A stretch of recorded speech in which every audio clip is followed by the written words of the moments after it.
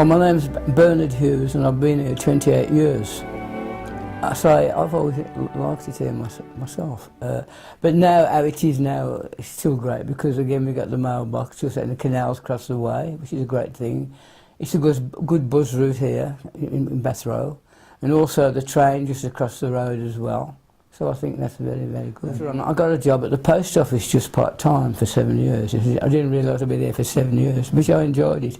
And I still see friends now, even now after, you know, I've been retired 15 years. But I say, I've always enjoyed it here. I went on to the Orient Express to Venice. When I got money when I retired, you know, I get this money, so, and I love Italy as well. So I've been very lucky that way. I've been so lucky really in different places I've been to in the world. And just across here as well, they had 2 more 20-story tower blocks.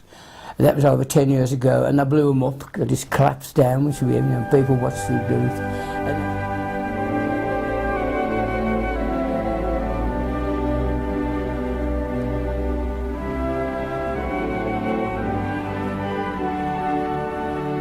My name's Paula Stevens. I've lived here just over 40 odd years, but I did come from Hurst Street, 192 Hurst Street.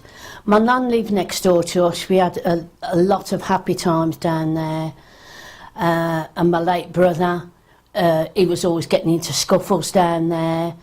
Everybody knew him, everybody knew everybody else. Your door was always open for everybody. Just anybody walked in, they could walk in any time during the day and have a cup of tea. And then we all went to Ray Street and Hope Street. Most of the children went there. My dad, it was my mum's house, but my dad's mum lived next door, and she was always there. She was stone deaf, and we used to have to go next door and take her dinners into her. And but she always lived next door. It was a lot of happy times down there, and the little shop that was down there used to be called Barnard's, and just a little grocery shop because there was no supermarkets then. Just everybody got on, everybody knew everybody else. The back-to-back houses, yeah, there was 3 houses, and then you got an entry and a backyard, and everybody had got a key to the entry, and it was only those people that lived there that could go in the backyard. And then we had a bath on the wall. Everybody had a bath of a Friday night. And then there was a wash house in there, which we didn't use, but some people did use it. And there was outside toilets, because we hadn't got an outside toilet in our inside toilet. And it was just so happy times, totally different to the times that you've got now here.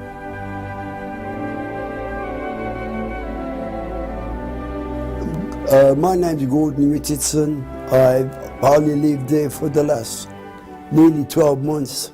I was great living around this area. I mainly lived in the Ladywood area, Ladywood, Spring Hill, Windsor Green area, and it was absolutely fantastic to sort of like reminisce of the places where I used to go and how I used to play. I loved it around there, Ladywood, but it was great. Played football for the school. It was brilliant. Then I left and started work. When I worked at the Tower Ballroom, right by Edgbaston Reservoir, as you walk down the big hill into the reservoir, the big areas on the side, the big car park, which is now, used to be a field, and they used to have all the old bandstand there. I mean, at the Tower Ballroom, I've seen Andy Ross and his orchestra, the Bobby Johnson band, Des Anthony 4. They were brilliant bands there. Tony Butler. They were a fantastic time, and the reservoir today is entirely different. In today's society, it was a lot better to be around there when you was a kid. I loved every minute of it. Clark Street, well, that's where I was born, next to the stables. The old coal yard, come stables, scrap yard. And I'm proud to be a Brummie. Born and bred here, and I loved every minute of living in Birmingham.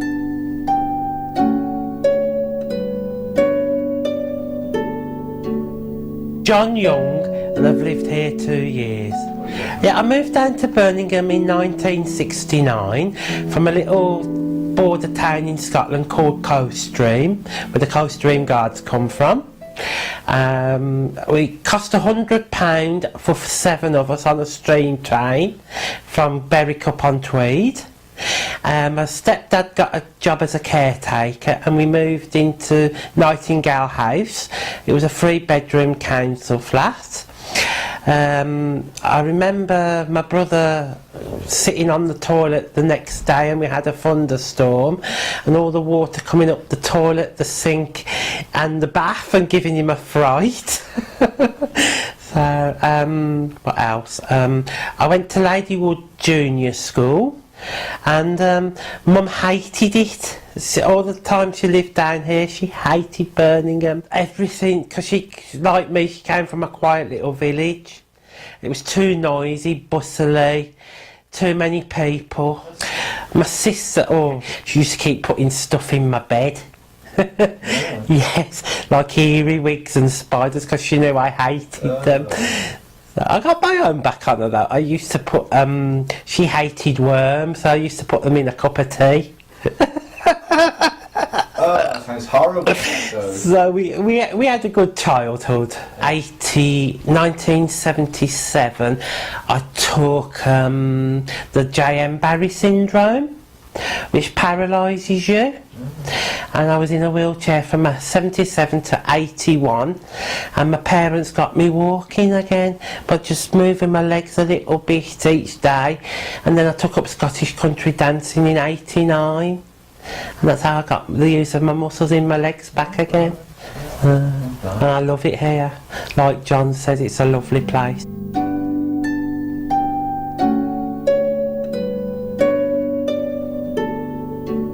My name's Patricia and I've lived in Birmingham all my life. I've moved around the Birmingham area obviously, but I grew up down in Aston, where the road again? Frankfurt Street, and then I moved from there to Clark Street because the Tower Ballroom was there by Reservoir and we used to go through the Reservoir to Portland Road School. Yeah, we had some good times down here. The old houses, but they were lovely houses. And we used to have a back end house, like, you know, we used to go up the yard, which is what they call a big opening. And we had a horse and cart that lived at the back of our house. It was really nice. Yeah, but it was a lovely house. We had a scullery, which was like a part of the house. But it wasn't a bathroom, which is where we had the tin bath.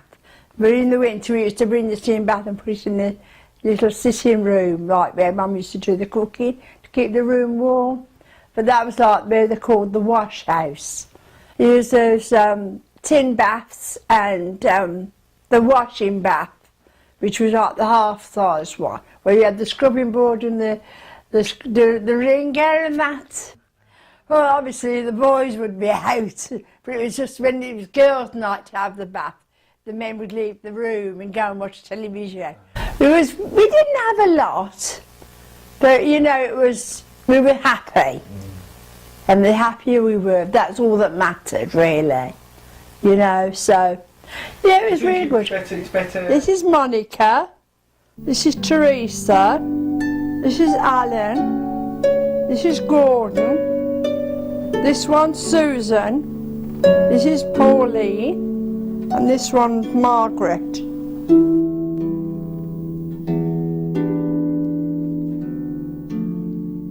My name's John Williams, I'm 78 and I've lived here just over 3 years. And living here is just like, well, I never knew a place like this existed and it's wonderful. Well, each year I work for Metro Camel, who used to make the trains and buses at Washwood Heath. And you know, on the Saturday we always used to have the Birmingham City Players coach with the tables and everything. And we used to go to Ascot, and they call it in them days the Ascot Heath.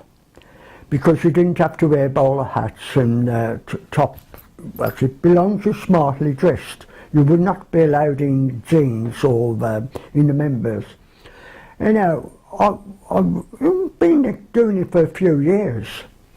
And now this one time we got there and they announced that the royal family was arriving. And so of course, me being a royalist, I wanted to see what was happening. And I'm in the crowd watching. And then all of a sudden I seen a man with a gun in an holster inside his coat. So I seen a policeman and I went to the policeman and told him. And I said, excuse me, you might think I'm, you know, I said, but, and you know, he took me over and introduced me to the man who was the personal bodyguard of the royal family. And he apologised because he was not allowed to show his gun. The Queen Mother arrived, and then just a bit later the rest of the royal family arrived, including the Queen. Anyhow, I carried on, seen all the races and everything, and we was told by the coach driver not to rush back to the car park, as he'd been so busy it would be packed and it'd give the traffic time to mingle out. So we stopped again to watch the royal family leave, and I was with all my work colleagues, and the man come up to me, says, that's the same man, and he says, would you like to come and stand over here please? And I said, why? He said, oh, you'll see why. And I was standing on a little bit of area, all on my own. And I must admit, I felt a bit silly. And you know, the Queen Mum car arrived and the Queen Mother got into it. And it drove round towards where I was. And as it got to me, the car stopped.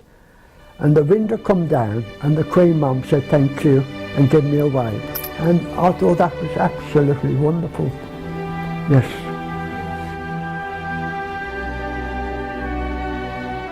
My name's Patty Bell, short for Patricia Rena Bell, and I've lived here now about 7 years. I was born in Rhyl, R-H-Y-L, in North Wales, and I used to do can-can dancing on skates, and then I worked in the fairground as half a lady, and I used to have to walk around, you know, with a headscarf so people didn't see my legs. So I've always had, you know, quite wacky life really. Well, I was 14, and even when I was 14 I used to bleach my hair, so I looked kind of older. But my friends, I used to go around with girls that were older and they used to say to me, wear a handbag or something to make you look older. Do you know what I mean? To get in places and that. But I lived right by the fair and I used to go around the fair all the time. And I worked in a cafe and these dwarfs used to come in and they said to me, they're looking for a mermaid up the road, why don't you come? So I went over with, well, there was midgets and dwarfs. I went over with them and they helped me, you know, get the job. I was half a lady. So I was done with mirrors. I was a lady in the tank, you know, the mermaid. It was done with tubes and everything. Then they wanted me to be a little lady, but that was too claustrophobic. I was in a box and, you know, you looked up and you could see people's eyes through the people. So I said, I can't do that. So I just carried on doing half a lady and the lady in the tank. And I met Jane Carn through Mike Horseman, my friend, who lived up the road near me. And she came in the shop with me then and we started making clothes then, whereas before it was like retro and vintage and all that kind of thing, you know. And what did you call it then? And then we called it Carn and Bell. It started as like a punk shop doing all punk clothes, and then as times changed it became like New Romantic. Duran Duran, we used to make the clothes for them. We made the first ruffled, you know, New Romantic shirts. Sid Vicious even came in the shop, didn't buy anything, mind you. And there was loads. I used to work for Eddie Futrell, you see, in the Cedar Club and Barbarella's. We used to see all the bands free, you know, Georgie Fame and all the punk bands. So I liked working in the nightclub, really. I think it's just the best things in life of all the characters I've met, you know, like, say, Boy George, Sid Vicious, UB40. There's just so many characters, you know, that I've been lucky enough to meet through the shop and through going out a lot.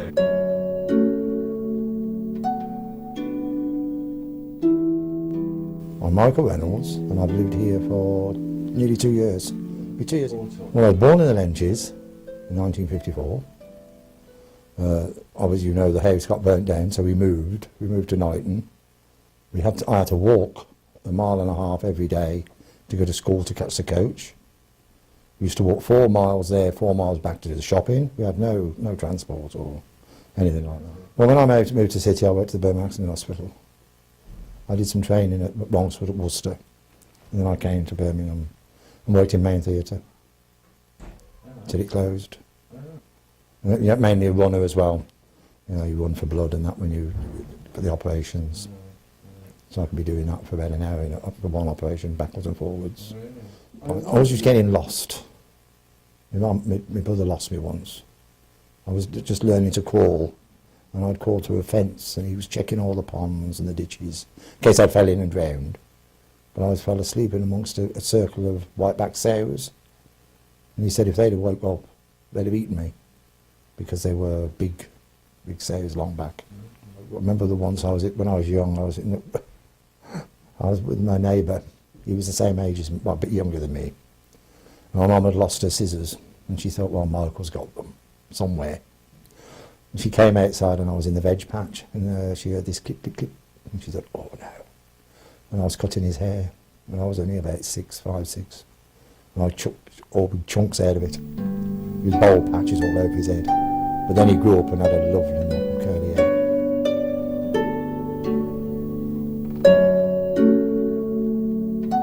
I'm Anne Curry, and I've lived in this block of flats nearly 15 years.